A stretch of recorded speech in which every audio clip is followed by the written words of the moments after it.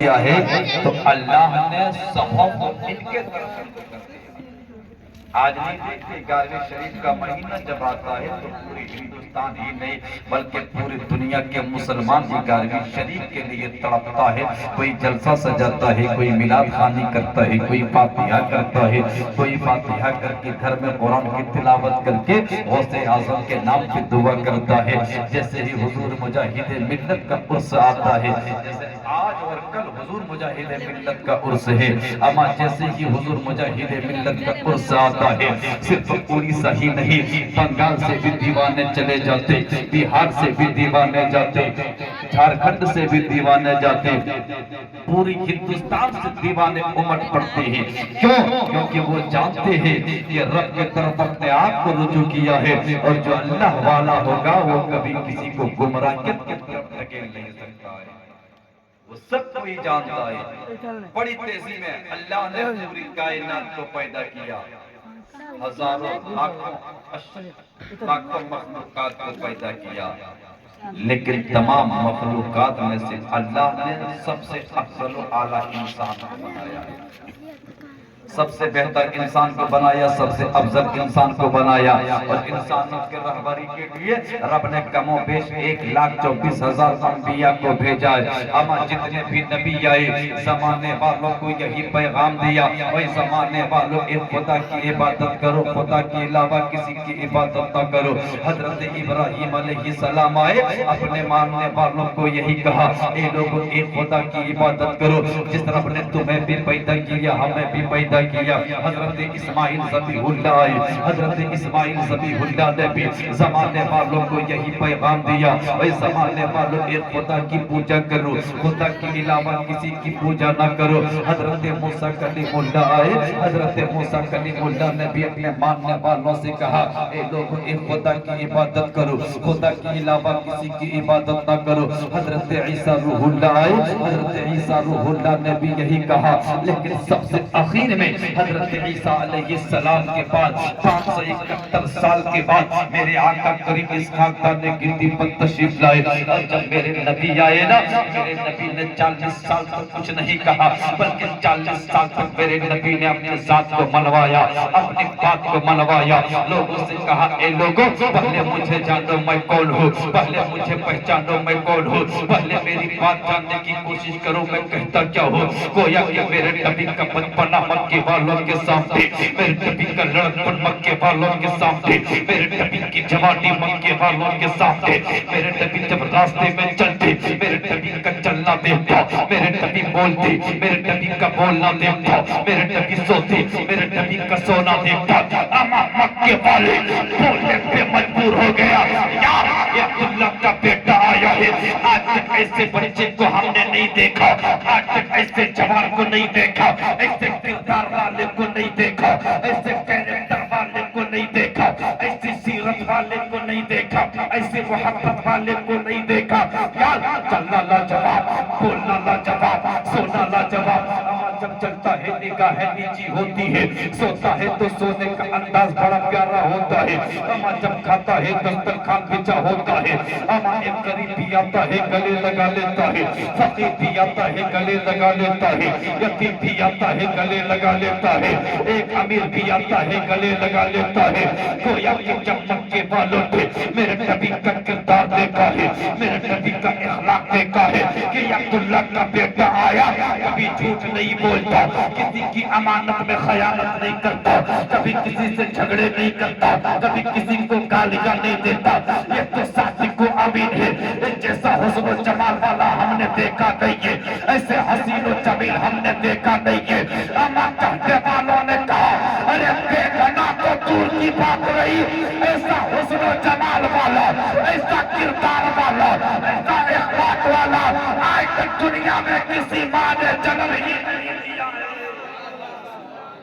مکے والوں نے کہا کہ یار دیکھنا تو دور کی بات رہی، آج تک کسی ماں نے ایسے بچے کو جنم ہی نہیں دیا ہے۔ ہماری نظروں نے آج تک ایسے کلچر والے کو نہیں دیکھا ہے، ایسے اخلاق والے کو نہیں دیکھا ہے۔ ایسے کیریکٹر والے کو نہیں دیکھا. آج جب میرے نبی کا کردار کو مان لیا ہے، میرے نبی کی ذات کو مانا ہے، میرے نبی کی بات کو مانا ہے، میرے نبی کے اخلاق کو مانا ہے، جب مکے والوں نے کہا اوہ عبداللہ کا بیٹا آپ تو لاجواب ہو، آپ اخلاق میں لاجواب، کردار میں لاجواب، کیریکٹر میں لاجواب، آپ محبت میں لاجواب، آپ پیار میں لاجواب، آپ سیرت میں لاجواب، آپ امانت دار ہو، آپ صادق و امین ہو، آپ جیسا صادق و امین آج تک ہم نے دیکھا نہیں، آپ جیسا سچا ہم نے دیکھا نہیں، آپ تو لاجواب ہو، آپ سچے ہو، آپ صادق و امین ہو.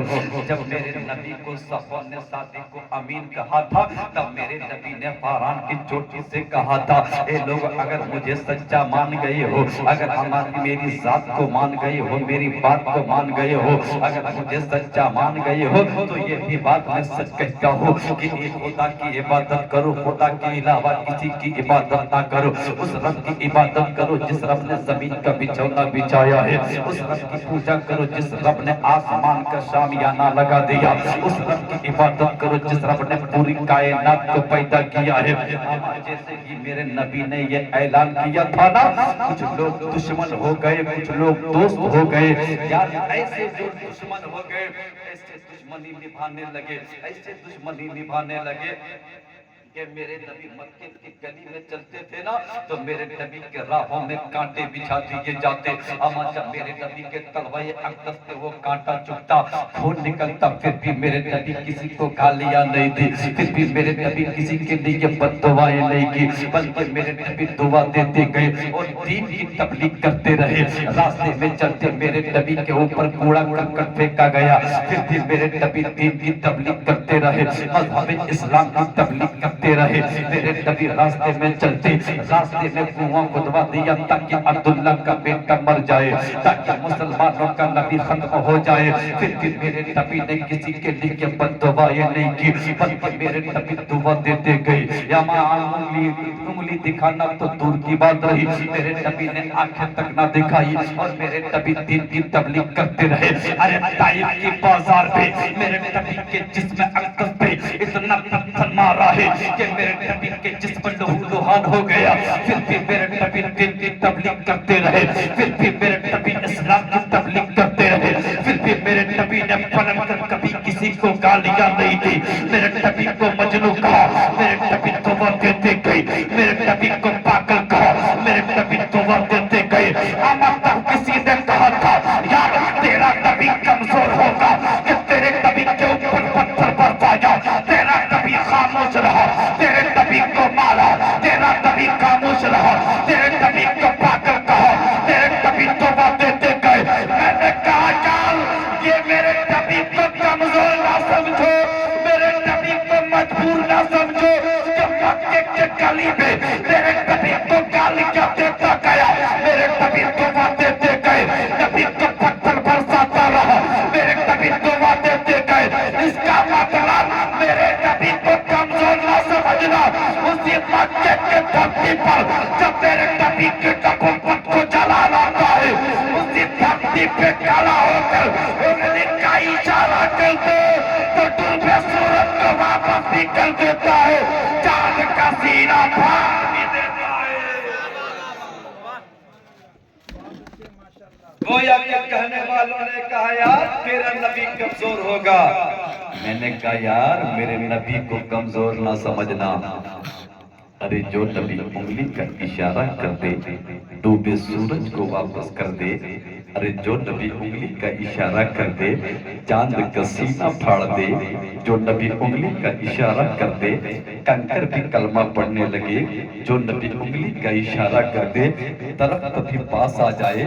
اگر وہ نبی صرف اشارہ کر دیتے نا تو زمین پھٹ جاتی اور سارے ظالم کو زمین دبوچ لیتی. لیکن میرے نبی جانتے تھے، میرے نبی جانتے تھے یہی لوگ ہیں آج میرے لیے کنواں کھود رہا ہے، کل میرے لیے جان دینے کے لیے تیار ہو جائیں گے. میرے نبی جانتے تھے آج جو میرے اوپر پتھر برسا رہے کل مذہب اسلام کے خاطر اپنے اولادوں کو کٹوانے کے لیے تیار ہو جائیں گے. آپ کو پتا ہے جب میرے نبی اسلام پھیلاتے رہے، دین کی تبلیغ کرتے رہے، جب اسلام مکمل ہو گیا جب دین مکمل ہو گیا رب کی طرف سے پیغام آیا، رب کی طرف سے وحی آئی، ما کانا محمد ابا احد من رجالکم ولکن رسول اللہ و خاتم النبیین۔ رب نے اعلان کر دیا اب نبوت کا دروازہ بند ہو چکا ہے، رسالت کا دروازہ بند ہو چکا ہے، اب کوئی نبی نہیں آئیں گے، کوئی پیغمبر نہیں آئیں گے۔ ہمارے سے یہ آیت اتری ہے کہ اب کوئی پیغمبر نہیں آئیں گے، نبوت کا دروازہ بند ہو چکا ہے۔ بندوں نے اپنے مولا سے سوال کیا، اے مولا جب ایک نمرود تھا تو نے نبی کو بھیجا، ایک قارون تھا تو نے نبی کو بھیجا، ایک شداد تھا تو نے پیغمبر کو بھیجا، ایک فرعون تھا تو نے رسول کو بھیجا، ابو جہل تھا تو نے رسول کو بھیجا، اے مولا اب تو نبوت کا دروازہ بند کر دیا ہے، آج تو گلی گلی نمرود نظر آتا ہے، شہر شہر فرعون نظر آتا ہے، چوراہے چوراہے پر ابو جہل ابو لہب نظر آتا ہے، اے مولا ابھی تو ایمان کے لٹیرے گلیوں گلیوں میں گھوم رہا، اے مولا نبوت کا دروازہ بند کر دیا ہے، اے مولا ابھی تو نبیوں کی ضرورت زیادہ تھی اور تو نے نبوت کا دروازہ بند کر دیا، اب جب نبی نہیں آئیں گے تو دین کا کام کون کرے گا، اسلام کا کام کون کرے گا، نماز کا طریقہ کون بتائے گا، اے مولا تو نے رسالت کا دروازہ بند کر دیا ہے، ابھی تو نبیوں کی ضرورت زیادہ ہے، اے مولا اتنا زیادہ ہے، اتنا زیادہ ہے، ایک نبی بہار میں آتا جو لوگوں کو ہندی بول کر سمجھاتا، ایک نبی یوپی میں آتا جو لوگوں کو اردو بول کر سمجھاتا، ایک نبی بنگال میں آتا جو لوگوں کو بنگلہ بول کر سمجھاتا، ایک نبی اڑیسہ میں آتا جو لوگوں کو اوڑیا بول کر سمجھاتا، ایک نبی مہاراشٹر میں آتا جو لوگوں کو مراٹھا بول کر سمجھاتا، ایک نبی کرناٹکا میں آتا جو لوگوں کو کنڑ بول کر سمجھاتا، ایک نبی کیرلا میں آتا جو لوگوں کو ملیالم بول کر سمجھاتا، کوئی عربی بولتا، کوئی فارسی بولتا، کوئی اردو بولتا، کوئی انگلش بولتا، کوئی ہندی بولتا، کوئی دونوں سمجھنے والے تھے، وہ بھی نبیوں کی بات کو سن کر سمجھ جاتے، جو نہ ماننے والے ہوتے وہ بھی رسولوں کی بات سن کر مان لیتے، لیکن اے مولا تو نے نبوت کا دروازہ بند کر دیا، تو نے رسالت کا دروازہ بند کر دیا، اب جب نبی نہیں آئیں گے تو پھر امریکہ میں اسلام کیسے پھیلے گا، اب نبی نہیں آئیں گے ہندوستان میں اسلام کیسے پھیلے گا، اب نبی نہیں آئیں گے پاکستان میں اسلام کیسے پھیلے گا، اب نبی نہیں آئیں گے تو پوری کائنات میں اسلام کیسے پھیلے گا، رب کے کرم نے جواب دیا، بندے ہم نے نبوت کا دروازہ بند کیا ہے، ہدایت کا دروازہ بند نہیں کیا ہے، رہبری کا دروازہ بند نہیں کیا ہے، اتنا سمجھ لو کہ جو پہلے کام نبی اللہ کرتے تھے اب وہی کام ولی اللہ کریں گے۔ رب کی طرف سے پیغام آیا، بندے گھبراتا تھا، ہم نے نبوت کا دروازہ بند کیا ہے، ہدایت کا دروازہ تو بند نہیں کیا، رہبری کا دروازہ تو بند نہیں کیا، بس اتنا فرق ہے کہ جو پہلے کام اللہ کے نبی کرتے تھے اب وہی کام اللہ کے ولی کریں گے، کیونکہ علماء کے بارے میں میرے نبی فرماتے العلماء ورثۃ الانبیاء، یہ علماء انبیاء کے وارث ہیں، آپ ہی فیصلہ کرو کہ حضرت آدم علیہ السلام کے بعد یکے بعد دیگرے نبی آتے گئے، ایک ہوتے ہوئے بھی دوسرے کو پیدا کر گئے، یکے بعد دیگرے آتے گئے، حضرت عیسیٰ علیہ السلام کے بعد 571 سال کے بعد ہمارے نبی آئے، لیکن آپ نے کتابوں میں پڑھا ہوگا، علماء کرام سے سنا ہوگا، یہ 500 کا عرصہ جو گزرا نا صاحب بہت ہی خطرناک ماحول تھا، بیٹیاں جنم لیتی بیٹیوں کو زندہ دفن کیا جاتا، جس کہیں کہیں کا ماحول تو ایسا تھا جس عورت کا شوہر مر جاتا تھا اس عورت کو ایک کالی کوٹری میں بند کر دیا جاتا، نہ کوئی رشتہ داری نبھا سکتا ہے، نہ کوئی مل سکتا ہے، نہ کوئی باتیں کر سکتا ہے، وقت ہوتا تک کھانا پہنچ جاتا تھا، اس اندھیری کوٹری میں وہ بیوہ عورت جس کی گلے لے کر روتی تھی، کاش کوئی محسن انسان نکلتا جائے، کاش کوئی رحمت للعالمین آ جائے، کہیں کہیں کا ماحول تو ایسا تھا صاحب کہ جس عورت عورت کا شوہر مر جائے اس کا سر منڈ کر کے اس کو کالی پوت کر کے اور گدھوں پر بٹھا کر چوراہوں پر رسوا کیا جاتا تھا. کہیں کہیں کا ماحول تو ایسا تھا صاحب کہ جس عورت کا شوہر مر جائے اس عورت کو اسی شوہر کے ساتھ چیتے پہ چڑھا دیا جاتا تھا, زندہ جلا دیا جاتا تھا. کہیں کہیں کا ماحول تو ایسا تھا صاحب کہ ایک عورت کو ایک مرد خریدتا تھا, پھر بازار میں بیچ دیتا تھا, پھر دوسرا مرد خریدتا تھا, خواہش پوری ہو جاتی تھی, تیسرے سے بیچ دیتا تھا. یعنی اتنا بھیانک ماحول ہو چکا تھا.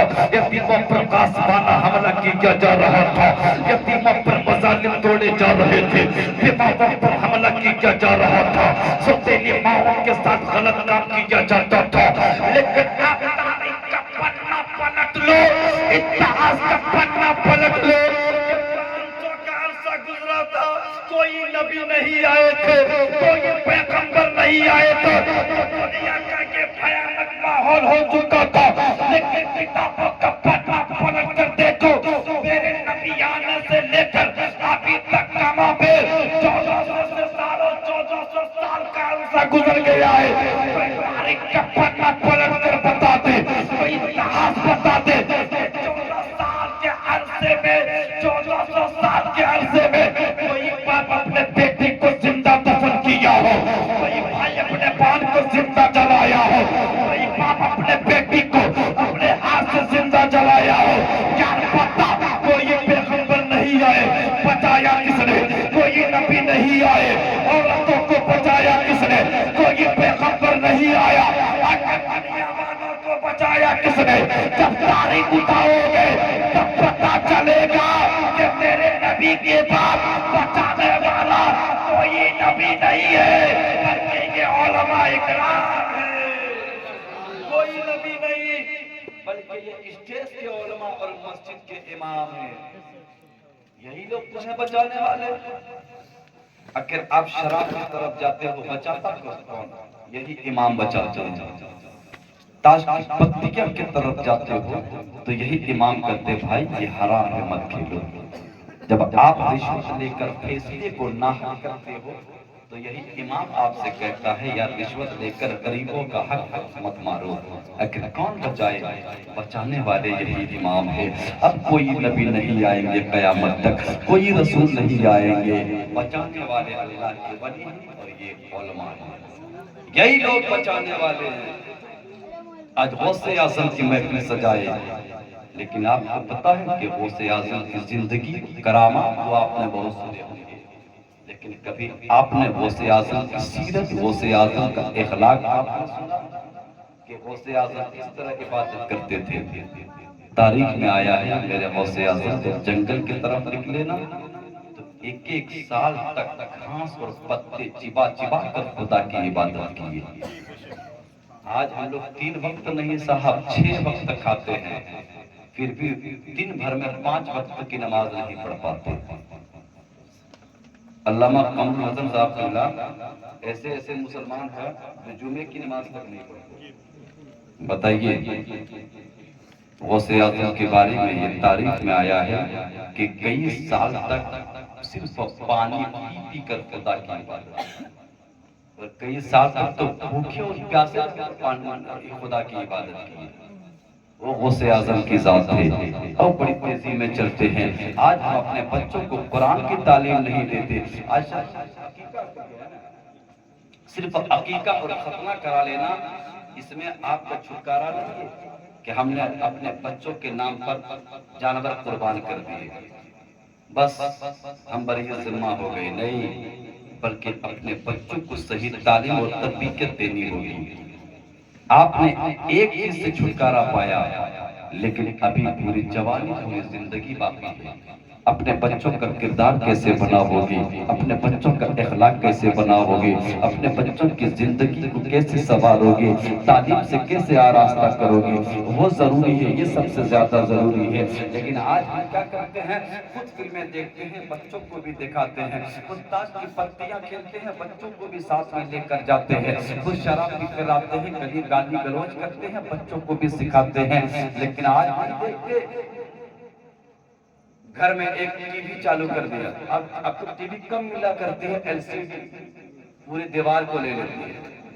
باپ بھی بیٹھ جاتا ہے ایک صوفے پہ، بیٹا بھی وہیں بیچ میں بیٹھ جاتا ہے، ماں بھی بیٹھ جاتی ہے، اتنے میں دادا آتا ہے، دادا بھی ایک کرسی میں بیٹھ جاتا ہے، اتنے میں بوڑھی دادی آتی ہے اور دادا سے کہتی ہے تھوڑا کس کو، ہم کو بھی تو بیٹھنے دو، 8 بجے سیریل آنے والی ہے، میں بھی تو دیکھ لوں۔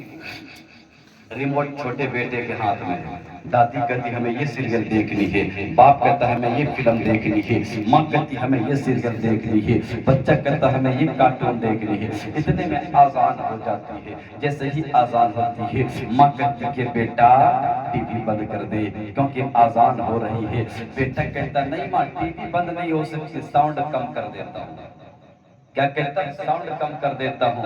آپ کو پتا میرے نبی فرماتے جب اذان ہوتی ہے نا تو شیطان دور بھاگ جاتا ہے، جہاں تک اذان کی آواز جاتی ہے شیطان دور بھاگتا ہے۔ یعنی ایک امام اذان دے شیطان کو دور بھگائے، ایک مؤذن اذان دے شیطان کو دور بھگائے، ایک نمازی اذان دے شیطان کو دور بھگائے۔ جیسے ہی اذان ختم ہوتی ہے ٹی وی کا ساؤنڈ بڑھ جاتا ہے، پھر ساؤنڈ بڑھا دیتا ہے۔ یعنی ایک امام نے ایک مؤذن نے شیطان کو بھگایا تھا، آپ نے ساؤنڈ بڑھا کے پھر شیطان کو واپس بلا دیا۔ پھر کہتے ہو کہ کبھی امام کے پاس تعویذ لینے کو جاتے ہو، امام صاحب ہم بہت پریشان ہیں، شیطان پریشان کرتا ہے، لیکن او بغداد کی زمین پہ وہی بغداد ہے، ایک بچہ ہے جس کی عمر 4 سال 4 مہینے کی ہے۔ ماں کہتی کہ بیٹا جا مکتب پڑھنے کو چلا جا، امام صاحب کے پاس پڑھنے کو چلا جا۔ گویا کہ وہ چھوٹا سا بچہ ہے، 4 سال کی عمر ہے، لڑکھڑاتے مکتب پہ چلا جاتا، درسگاہ میں بیٹھ جاتا، سارے بچے ایک طرف بیٹھے ہیں، سارے بچوں کے سبق سننے لگتے ہیں۔ جیسے ہی وہ بچے کی باری آتی ہے استاد بلاتے آ بیٹا پڑھا دیتا ہوں، جیسے ہی وہ بچہ استاد کے پاس آتے کہتا پڑھو بیٹا بسم اللہ الرحمن الرحیم۔ جیسے ہی استاد بسم اللہ الرحمن الرحیم پڑھایا ہے، وہ 4 سال کا بچہ ہے، وہ پڑھنے لگتا ہے بسم اللہ الرحمن الرحیم الحمدللہ رب العالمین الف لام میم سیقول السفہاء تلک الرسول فضل اللہ لا تنالوا البر والمحصنات من النساء لا يحب اللہ الجہر وإذا سمعوا ولو اننا گویا کہ پہلا پارا بغیر دیکھے پڑھا، دوسرا پارا بغیر دیکھے پڑھا۔ جتنے بچے بیٹھے تھے سارے بچے سوچنے لگے اے مولا ہم نے تو پہلی بار اس بچے کو دیکھا ہے، کبھی آج تک اس بچے کو دیکھا نہیں، اگر یہ بغیر دیکھے پہلا پارا پڑھ دیا رکے گا کب، دوسرا پارا پڑھ دیا رکے گا کب، تیسرا پارا پڑھ دیا رکے گا کب۔ کسی نے کہا ہمارا 2 سال ہو گیا اب تک ایک پارا یاد نہیں کر پایا، کسی نے کہا میرا 3 سال ہو گیا اب تک 2 پارا یاد نہیں کر پایا، لیکن پتہ نہیں یہ چھوٹا سا بچہ آیا ہے، پڑھتے جا رہا رکتا نہیں، پڑھتا جا رہا رکتا نہیں، کہا جاتا کم و بیش ایک پارا سے لے کر 17 سے 18 پارا تک بغیر دیکھے پڑھ دیا۔ استاد پوچھتا ہے بیٹا اتنا تو بتا دو اس سے پہلے کسی مکتب پہ پڑھا ہے کیا، اس سے پہلے کسی مدرسہ میں پڑھا ہے کیا، اس سے پہلے کسی حافظ کے پاس پڑھا ہے کیا، اس سے پہلے کسی عالم کے پاس پڑھا ہے کیا۔ وہ 4 سال کا بچہ جواب دیتا نہیں حضرت، نہ ہی کسی مکتب پہ پڑھا، نہ کسی مدرسے میں پڑھا، نہ کسی حافظ کے پاس پڑھا، نہ کسی عالم کے پاس پڑھا۔ تب استاد پوچھتے بیٹا اتنا تو بتا دے اگر 18 پارا تک بغیر دیکھے تو نے پڑھا اگر کیسے تو نے پڑھ دیا۔ وہ 4 سال کا بچہ جواب دیتا حضور بات یہ ہے کہ جب میں اپنے ماں کے پیٹ میں تھا نا، اپنے ماں کے پیٹ کے اندر میں تھا، میری ماں وضو کرتی تھی، روزانہ قرآن کی تلاوت کرتی تھی، پہلا پارا پڑھی میں نے یاد کر لیا، دوسرا پارا پڑھی میں نے ماں کے پیٹ میں یاد کر لیا، تیسرا پارا پڑھی میں نے یاد کر لیا۔ حضور ایک پارا سے لے کر 18 پارا تک میری ماں نے پڑھی، میں ماں کے پیٹ میں یاد کر لیا۔ حضور اگر میری ماں ایک پارا سے لے کر اگر 30 پارا تک پڑھی ہوتی تو میں ماں کے پیٹ سے حافظ قرآن پیدا ہوتا، حافظ قرآن پیدا ہوتا۔ اور وہ ماں کے پیٹ میں 18 پارا حفظ کرنے والا کوئی اور نہیں بلکہ میرے غوث اعظم تھا، میرے غوث اعظم کی ذات ہے۔ اب ان کی محفل میں بیٹھے ہیں، لیکن آپ فیصلہ کرو کہ میرے غوث نے ماں کے پیٹ میں 18 پارا حفظ کر لیے، اب آپ اتنا فیصلہ کر کے بتائیں کہ یہ کمال کس کا ہے؟ ایک ماں کا کمال ہے یا بیٹے کا کمال ہے؟ کس کا کمال ہے آپ لوگوں کو پتا ہے؟ ماں کا کمال ہے یا بیٹے کا کمال ہے؟ بیٹے کا کمال تو ہے ہی اللہ کی طرف سے، لیکن سب سے زیادہ ماں کا کمال۔ اب ماں کا کمال کیسے آپ سنیں۔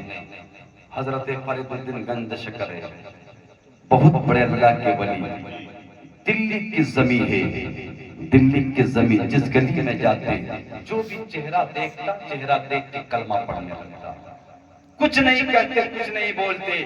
حضرت فرید الدین گنج شکر کا چہرہ دیکھ کر لوگ کلمہ پڑھنے لگتے، جس گلی میں جاتے جو بھی دیکھتا کلمہ پڑھنے لگتا، یہودی دیکھتا کلمہ پڑھنے لگتا، عیسائی دیکھتا کلمہ پڑھنے لگتا، شہر جاتا چہرہ دیکھتا کلمہ پڑھتا، قصبے میں جاتا چہرہ دیکھتا کلمہ پڑھتا، گلی میں جاتا چہرہ دیکھتا کلمہ پڑھتا۔ اب پوری دلی میں کھلبلی مچ گئی، ایک ہلچل مچ گیا، یار ایک فقیر ہے، ایک مستان ہے، کچھ بولتا نہیں، جو بھی چہرہ دیکھتا ہے کلمہ پڑھنے لگتا۔ اب حضرت فرید الدین کے نام پر FIR درج کر دیا، کیس کر دیا۔ نتیجہ یہ نکلا حضرت فرید الدین گنج شکر علیہ الرحمہ کو عدالت میں بلایا گیا۔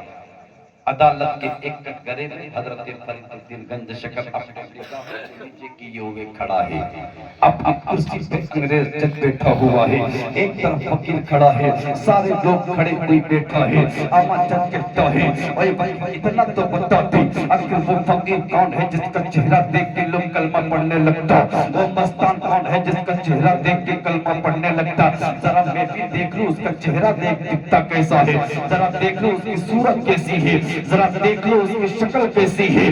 گویا کہ فقیر کہتا ہے اے فرید اپنا چہرہ اٹھا دے، اے فرید اپنا چہرہ اٹھا دے۔ جیسے حضرت فرید الدین نے اپنا چہرہ اٹھایا ہے، وکیل کی نظر حضرت فرید الدین پہ، جج کی نظر حضرت فرید الدین پہ، حضرت فرید الدین کی نظر جج پہ۔ اما جب کرسی پہ بیٹھا تھا اپنے کرسی سے اٹھ کر کلمہ پڑھنے لگتا ہے، وکیل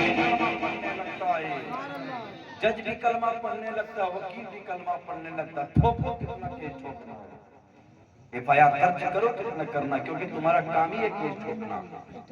حضرت فرید الدین گھر آئے، گھر آنے کے بعد اپنے ماں سے کہتے امی جان تمہیں پتا ہے کہ تیرا بیٹا کا کیا کمال ہے؟ کیا کمال ہے؟ کہ تیرا بیٹا کا یہ کمال ہے کہ تیرے بیٹے کا چہرہ جو بھی دیکھتا کلمہ پڑھنے لگتا۔ لیکن ماں ہوتی ہے صاحب، پوری دنیا میں ماں سے زیادہ محبت کرنے والی کوئی عورت نہ ملے گی، نہ کوئی مرد ملے گا، اتنا یاد رکھے گا۔ ماں کہتی ہے بیٹا یہ تیرا کمال نہیں بلکہ یہ میرا کمال ہے۔ حضرت فرید الدین گنج شکر کہتے ماں یہ تیرا کمال کیسے ہو سکتا ہے؟ تو چہار دیواری کے اندر رہتی ہو، تو گھر میں رہتی ہو، کبھی تو باہر نہیں نکلتی ہو، تجھے کوئی جانتا بھی نہیں ہے، یہ تیرا کمال کیسے؟ یہ میں گھومتا ہوں، میرا چہرہ دیکھتا، یہ میرا کمال ہے۔ حضرت فرید الدین کی ماں کہتی بیٹا بیٹھ جا، بیٹا بیٹھ جا، ایک راز کی بات ہے۔ بیٹھ گئے۔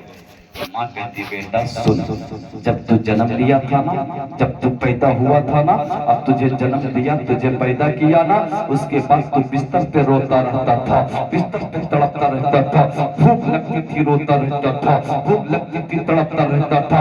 اس وقت تک تجھے دودھ نہیں پلاتی تھی، جب تک وضو کر کے 2 رکعت نماز نہیں پڑھ لیتی تھی تب تک تجھے دودھ نہیں پلاتی تھی۔ بیٹا جب تو روتا تھا پہلے وضو کرتی تھی، 2 رکعت نماز پڑھتی تھی، تجھے گود میں لیتی تھی اور تجھے دودھ پلانے لگتی تھی، اور تو دودھ پیتا رہتا تھا، اور تو دودھ پیتا تھا تو میں اپنے آنچل کو رب کی بارگاہ میں پھیلا دیتی تھی اور رب کی بارگاہ میں فریاد کرتی تھی اے میرے مولا تو سب کچھ جانتا ہے، اے مولا تو سمیع و بصیر ہے، اے مولا تو جانتا ہے یہ میرا فرید ہے، یہ میرا لال ہے، یہ میری پونجی ہے، اے میرے مولا یہ ماں کی فریاد ہے، اے مولا یہ ماں کی دعا ہے، اے میرے مولا نبی کی حدیث ہے کہ جب کوئی ماں بیٹے کے حق میں دعا کرتی ہے تو وہ دعا رد نہیں ہوتی ہے۔ اے میرے مولا یہ میرا نام ہے، تو میرے بیٹے کو ایسا بنا دینا، ایسا بنا دینا کہ اس کو کچھ بولنے کی ضرورت نہ پڑے، جو بھی چہرہ دیکھے وہ چہرہ دیکھے۔ ماں کہتی ہے بیٹا میں رب کی بارگاہ میں دعا کرتی تھی، اب بیٹا بتا یہ تیرا کمال ہے یا میرا کمال ہے؟ جب اتنا کہا تھا نا، حضرت فرید الدین گنج شکر قدموں پہ گر جاتے اور رو رو کر کہتے امی جان آج میں سمجھ گیا کہ بیٹے کا کمال نہیں ہوتا بلکہ ماں کا کمال ہوتا ہے۔ آج بھی اگر ماں بہنیں جب پیٹ میں بچہ ہو، آپ حمل سے ہو تو آپ کسی کو گالیاں نہ دیں، نہ آپ گھر میں بیٹھ کر ٹی وی دیکھے، نہ سیریلیں دیکھے، نہ فلمیں دیکھے، نہ گانے سنے، نہ جھگڑے کرے، نہ ہی کسی کے گالی گلوچ کرے، بلکہ جب آپ کا پیٹ میں بچہ ہو آپ مصلی بچھائیں سجدہ کرے، قرآن کی تلاوت کرے، اس لیے کہ آپ جب قرآن پڑھو گے بچے پہ اثر ہوگا، آپ نمازیں پڑھو گے بچے پہ اثر ہوگا، آپ ذکر و اذکار کرو گے بچے پہ اثر ہوگا، آپ سچ بات بولو گے بچے پہ اثر ہوگا، آپ درود پڑھو گے بچے پہ اثر ہوگا، اور یاد رکھنا 9 مہینے تک بچہ آپ کے پیٹ میں رہے گا، آپ قرآن پڑھتی جاؤ گی، آپ نماز پڑھتی جاؤ گی، آپ ذکر و اذکار کرتی جاؤ گی، اور جب وہ بیٹا جب جنم لے لے گا اس دنیا میں آئے گا تو وہ کوئی چور اور شرابی نہیں بلکہ غلام ہے، کبھی وہ چور اور بدماش نہیں ہو سکتا۔ پیٹ میں بچہ ہے، سیریلیں ہم دیکھتے ہیں، ٹی وی ہم دیکھتے ہیں، گانے ہم سنتے ہیں، تو بتائیے بیٹا جب جنم لے تو چور نہیں تو کیا پیدا ہوگا، شرابی نہیں تو کیا بنے گا؟ اس لیے ماں باپ کے اوپر سارا معاملہ رک جاتا آ کر کے کہ ماں باپ جس طرح ہوں گے بچے بھی اسی طرح ہوں گے، کیونکہ اگر ماں باپ نمازی ہوں گے نا تو بیٹا بھی نمازی ہوگا، اگر ماں باپ صحیح راستے پہ چلیں گے تو بیٹا بھی صحیح راستے پہ چلے گا۔ اور یاد رکھنا جب آپ اسی طرح کرو گے بچپنا ہوگا بچوں کا، آپ کچھ نہیں کہو گے، جیسے عقل ہو جائے گی وہ بچہ قرآن پڑھنے کے لیے مسجد چلا جائے گا، جوان ہوتا جائے گا وہ بچہ نماز کے لیے مسجد چلا جائے گا، لوگ کہیں گے دیکھ یہ فلاں کا بیٹا ہے ہمیشہ قرآن پڑھتا ہے، دیکھ یہ فلاں کا بیٹا ہے ہمیشہ نماز پڑھتا ہے، یہ فلاں کا بیٹا ہے کبھی جھوٹ نہیں بولتا، کبھی کسی کو گالیاں نہیں دیتا۔ اور یاد رکھتا جب ایک بیٹا نمازی بن جاتا ہے باپ کو بھی ثواب ملتا ہے، ماں کو بھی ثواب ملتا ہے، ایک بیٹا قرآن پڑھتا ہے ماں باپ کو بھی ثواب ملتا ہے۔ ارے یہ تو دنیا دار جہاں آپ کی تعریف کریں گے لیکن وہاں رب کہے گا فرید تو دیکھ یہ میرا بندہ ہے، ہمیشہ عبادت میں لگا ہوتا ہے، ہمیشہ قرآن کی تلاوت کرتا ہے، گواہ ہو جا میں اس بیٹے کے صدقے میں ماں کے گناہ کو بھی معاف فرما دیا ہے، باپ کے گناہ کو بھی مغفرت فرما دیا ہے۔ ہر جگہ فائدہ ہے، مرنے کے بعد بھی فائدہ ہے، اپنے بچوں کو قرآن کی تعلیم تو دے دو۔ اور ہم کہتے ہیں کہ ہم پریشان ہو گئے، بلڈنگ بناؤ چاہے حرام کی دولت سے بنانی پڑے، زمینیں خرید لو بڑے رشوت لے کر زمین خریدنی پڑے، بڑے بڑے کارخانہ ڈال لو بھلے ڈاکہ ڈال کے بنانے پڑے، لیکن آپ کو پتہ ہے صاحب آپ چوری کر کے حرام کی دولت سود کھا کے رشوت لے کر آپ نے بڑی بڑی بلڈنگیں تو تیار کرنی، لیکن آپ کو پتہ ہے مرنے کے بعد یہ بلڈنگ جہاں کی وہی رہ جائے گی، مرنے کے بعد یہ زمین جہاں کی وہی رہ جائے گی، آپ کے ساتھ کوئی چیز جانے والی نہیں ہوگی، بلکہ اگر ساتھ جائے گی تو یہ نیکیاں ہیں، یہ نماز ہے، اس لیے کہ آپ نے محفل سجائی ہے، لیکن آپ کو پتہ ہے آج ہم لڑتے ہیں، ہم یہ ہیں، ہم حبیبی ہیں، ہم اشرفی ہیں، ہم رضوی ہیں، ہم قادری ہیں۔ ایک بات سن لیجئے، میدان محشر میں یہ نہیں پوچھا جائے گا کہ آپ رضوی ہیں یا حبیبی ہیں، بلکہ سب سے پہلے نماز کے بارے میں پوچھی جائے گی، وہ تو ہمارے پاس ہوگی ہی نہیں تو جواب کیا دیں گے؟ آپ کو پتہ ہے ایک میں نے بہت پہلے مضمون پڑھا تھا، شاید غوث اعظم فرماتے ہیں کہ بتاؤ کہ ایک راستہ ہے، ادھر سے ایک کیچڑ لگے کتا آ رہا ہے، ایک بے نمازی آ رہا ہے، باقی بیچ میں راستہ نہیں ہے، تم ادھر سے جانے والے ہو، بتاؤ تم کیچڑ میں لگے کتے کے جانب ہو جاؤ گے یا بے نمازی کے جانب ہو جاؤ گے؟ تو کہنے والوں نے کہا کہ ہم بے نمازی کی طرف ہو جائیں گے، کہا وہ کیوں؟ ہے نا؟ کہا کہ کیوں؟ اگر اس کے طرف کیوں ہو جاؤ گے؟ بے نمازی کی طرف کیوں ہو جاؤ گے؟ کتے کی طرف کیوں نہیں ہو جاؤ گے؟ کہا حضور اگر ادھر ہو جائیں گے تو کیچڑ لگ جائیں گے، اور جب کیچڑ لگے تو پھر اس کو ناپاک ہو جائیں گے۔ تب فرماتے ہیں سنو، اگر کتے میں جو کیچڑ لگی ہے وہ کیچڑ اگر لگ جائے تو پانی سے دھل سکتے ہو، لیکن بے نمازی کی نحوست اگر لگ جائے تو قیامت تک چھوٹ نہیں سکتی، قیامت تک نہیں دھل پاؤ گے۔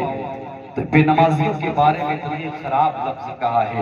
میں کہتا ہوں یار کیوں نہ ہم نماز پڑھیں، ہماری پہچان نماز ہے، ہماری پہچان آن بان شان نماز ہے، اس لیے جب کہ میرے نبی فرماتے ہیں ہاں شفاعت کریں گے ہم اپنے امتیوں کی، لیکن بے نمازیوں کے لیے نہیں کہا۔ میرے غوث اعظم فرماتے ٹینشن مت لو، گھبراؤ مت، اگر تم نمازی ہو اور اگر نیکیوں میں کمی ہو جائے تو عبد القادر اس وقت تک جنت میں نہیں جائے گا جب تک اپنے غلاموں کو جنت میں داخل نہ کر دے۔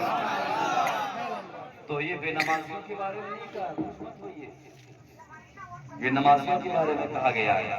بے نمازیوں کے بارے میں کوئی گنجائش نہیں ہے، کیونکہ میرے نبی فرماتے ہیں کہ نماز میرے آنکھوں کی ٹھنڈک ہے، میرے آنکھوں کی ٹھنڈک ہے۔ پھر میرے نبی فرماتے ہیں کہ میں آذان دلاؤں اور آذان سن کر جو مسجد کو نماز پڑھنے کے لیے چلے جائے وہ تو ٹھیک ہے، لیکن جو نہ جائے میں چاہوں لکڑیاں جمع کر کے اس کے گھر کو جلا ڈالے۔ بتائیں بے نمازیوں کے بارے میں اتنے سخت وعیدیں آئی ہیں، پھر بھی ہم بے نمازی بن کے گھوم رہے۔ یار ہماری پہچان نماز ہے، ہماری پہچان داڑھی ہے۔ آج غوث اعظم کی محفل سجی ہے، میرے غوث اعظم نے کبھی نمازوں کو قضا نہیں کیا، میرے غوث اعظم نے چہرے پہ داڑھی رکھا ہے، میرے غوث اعظم نے میرے نبی کا کریکٹر نہیں چھوڑا، میرے غوث اعظم نے میرے نبی کا اخلاق نہیں چھوڑا، میرے غوث اعظم نے میرے نبی کا کردار نہیں چھوڑا، میرے غوث اعظم نے میرے نبی کی محبت نہیں چھوڑی، میرے نبی کا پیار نہیں چھوڑا، بلکہ مدینے سے میرے غوث اعظم کو جو ملا سب کچھ لگ کر دے دیا۔ اب غوث اعظم سے میرے خواجہ کو جو چیز ملی سب کچھ لگ کر ہندوستانیوں کو دے دیا۔ اب کہنے والوں نے کہا خواجہ نے کیا دیا؟ مدینے والے نے اخلاق دیا، اخلاق لگ کر دے دیا۔ مدینے والے نے کریکٹر دیا، کریکٹر لگ کر دے دیا۔ مدینے والے نے قرآن دیا، قرآن لگ کر دے دیا۔ مدینے والے نے نماز دیا، نماز لگ کر دے دیا۔ مدینے والے نے وضو دیا، وضو لگ کر دے دیا۔ اور میرے غریب نواز نے جو اخلاق و کریکٹر و سیرت لے کر آیا، نبی کی محبت لے کر آیا، اور پیشانی پہ سجدوں کا نشان سجا کر آیا۔ اب پرچم اسلام کو آج میرے دھرتی پہ گاڑا ہے تو صرف آج میرے ہی نہیں بلکہ پورے ہندوستان میں پرچم اسلام پورے ہندوستان میں۔ اور جب میرے غریب نواز آئے تھے نا شہاب الدین غوری کے جتنے فوجی تھی مات کھا کر واپس جا رہے تھے، انہوں نے کہا آپ لوگ کہاں سے آئے ہو؟ آپ تو نہیں تھے، ہم تو ساز و سامان لے کر آئے، پھر بھی شکست کھا کر جا رہے ہیں۔ تب میرے غریب نواز نے کہا تھا یار تمہیں ساز و سامان پہ ناز ہے، تمہیں تلوار پہ ناز ہے، ہمیں تلوار پہ ناز نہیں بلکہ ہمیں پروردگار پہ بھروسہ ہے، کیونکہ وہ پروردگار نے ہمیں بھیجا ہے تو مدد کرنے والا میرا پروردگار ہے۔ آج ہمیں چاہیے یار ہم شراب سے توبہ کر لیں، ہم جوا سے توبہ کر لیں، ہم سود سے توبہ کر لیں، رشوت سے توبہ کر لیں۔ آج ہم شراب پی کر چوراہوں پر تماشا بناتے ہیں، دوسروں کو گالی گلوچ کرتے ہیں، جب یہ غیر مسلم دیکھتا ہے نا دیکھ دیکھ کہتا ہے یار اسی کا نام مسلمان ہے، یار یہ بھی شراب پیتا ہے ہم بھی پیتے ہیں، یہ بھی تاش کی پتیاں کھیلتا ہم بھی کھیلتے ہیں، یہ بھی رشوت لے کر فیصلے کو ناحق کرتا ہے ہم بھی کرتے ہیں، یہ بھی سود کھاتا ہے ہم بھی کھاتے ہیں، تو اس پہ اور ہم میں فرق کیا رہ گیا؟ ہم بھی نماز نہیں پڑھتے یہ بھی نماز نہیں پڑھتا، ہم بھی قرآن نہیں پڑھتے یہ بھی قرآن نہیں پڑھتا، تو ہم نے اور اس میں فرق کیا رہ گیا؟ ہم جب ایک غیر مسلم دیکھا کہ ہم نے اور اس میں کوئی فرق نہیں، تب ہمیں مارا جانے لگا، ہمیں شہر سے بے شہر کیا جانے لگا، گھر سے بے گھر کیا جانے لگا۔ یاد رکھنا اب بھی وقت ہے، اگر ہم توبہ کر کے اگر رب کی بارگاہ میں فریاد کرنے لگے، ہم اپنے سر کو سجدے میں جھکا کر رب کی بارگاہ میں فریاد کرنے لگے، اے مولا ہم دنیا میں مارے جاتے، اے مولا شہر سے بے شہر کیے جاتے، اے مولا گھر سے بے گھر کیے جاتے، اے مولا میرے بچوں کو یتیم کیا جا رہا ہے، اے مولا میرے گھر پہ بلڈوزر چلا دہرایا جا رہا ہے۔ اے مولا تو ہی مدد فرما دے، اے مولا تو ہی مدد فرما دے۔ یاد رکھنا دعا سے ہاتھ نیچے بعد میں آئے گا، اللہ پہلے ہماری دعاؤں کو قبول فرما لے گا۔ لیکن دعا کر کے تو دیکھو، ہم دعا کرتے ہیں نہیں۔ آج ہماری دعائیں قبول نہیں ہو رہی ہے۔ پوری دنیا کے مسلمان دعائیں کر رہے ہیں لیکن دعائیں قبول نہیں ہو رہی ہے۔ دعائیں کہاں سے قبول ہوگی صاحب؟ شراب پی کر آتے اسی زبان سے دعا کرتے ہیں، تاش کی پتیاں کھیل کر آتے اسی ہاتھ سے دعا کرتے ہیں، دعا کہاں سے قبول ہوگی؟ یار جس طرح بدر کے ریگستان میں 313 تھے، پوری دنیا ایک طرف تھی، پوری دنیا ایک طرف کھانے کا سامان بھی تھا۔ یہ 313 نبی کے ضیالے رمضان المبارک کے مہینے میں چند کھجورے کھا کر روزہ رکھنے والے غازیان اسلام، اس کے پاس لڑنے کو تلوار نہیں، چڑھنے کو سواری نہیں، پینے کو پانی نہیں، کھانے کو سامان نہیں۔ اما جب دیکھا یار وہ لوگ طاقتور بھی ہے، ساز و سامان بھی ہے، اما اس کے پاس ساز و سامان ہے، رب کی بارگاہ میں اپنے ہاتھوں کو اٹھا دیا اور رب کی بارگاہ میں دعائیں کرنے لگا۔ اے میرے مولا تو دیکھ رہا، یہ لوگ کھا کر بھی آیا ہے، اس کے پاس تلواریں بھی ہے، اس کے پاس چڑھنے کو سواری بھی ہے، لیکن اے مولا پوری دنیا ایک طرف ہے، تیرے نبی کے دیوانے 313 ایک طرف ہے۔ اے مولا آج اگر ہم شکست کھا گئے تو کوئی تیرا پرچم لہرانے والا نہیں ہوگا، کوئی وحدانیت کا اعلان کرنے والا نہیں ہوگا۔ اے مولا تو کی مدد فرما دے، اے مولا تو کی مدد فرما دے۔ ادھر دعا کرنا ہوگا کہ باب اجابت سے وہ دعا ٹکراتی ہے۔ اما کہتے والوں نے کہا جنگ چھڑ گئی ہے، لڑائی شروع ہو گئی ہے، تلواریں چل رہی ہے، لیکن دیکھنے والوں نے کیا دیکھا؟ یہ تلواریں تو چل رہی ہے پر چلانے والا نظر نہیں آتا ہے۔ اما گردنیں تو کٹ رہی ہے پر کاٹنے والا نظر نہیں آتا ہے، بازو تو کٹ رہا پر کاٹنے والا نظر نہیں آ رہا، سینہ تو پھٹ رہا پر پھاڑنے والا نظر نہیں آتا۔ تب کہنے والوں نے کہا یار اتنا تو بتا دو کہ تلواریں تو چل رہی ہے پر چلانے والا نظر کیوں نہیں آتا؟ گردنیں تو کٹ رہی ہے پر کاٹنے والا نظر کیوں نہیں آتا؟ سینہ تو پھٹ رہا پر پھاڑنے والا نظر کیوں نہیں آتا؟ تب نبی کے دیوانوں نے کہا تھا یار تلواریں نظر، تلوار چلانے والا نظر کیسے آئے گا؟ سینہ پھاڑنے والا نظر کیسے آئے گا؟ اگر تلوار چلانے والا کوئی انسان ہوتا تو نظر آتا نا، سینہ پھاڑنے والا کوئی انسان نہیں بلکہ رب کا بھیجا ہوا فرشتوں کا لشکر ہے۔ یہ تلوار چلانے والا کوئی انسان نہیں بلکہ رب کا بھیجا ہوا فرشتوں کا لشکر ہے۔ 313 نے دعا کی کہ رب نے فرشتوں کا لشکر بھیج دیا۔ آج اگر وہی صدقہ ہم مانگ لے اور اگر حضرت صدیق کے صداقت کا صدقہ مانگ کر اگر اخلاق کو اپنا لیں، کیریکٹر کو اپنا لیں، سیرت کو اپنا لیں، آج ہم بھی دعا کریں گے تو انشاءاللہ ہماری بھی دعائیں قبول ہوگی۔ پروردگار سے دعا ہے مولا کریم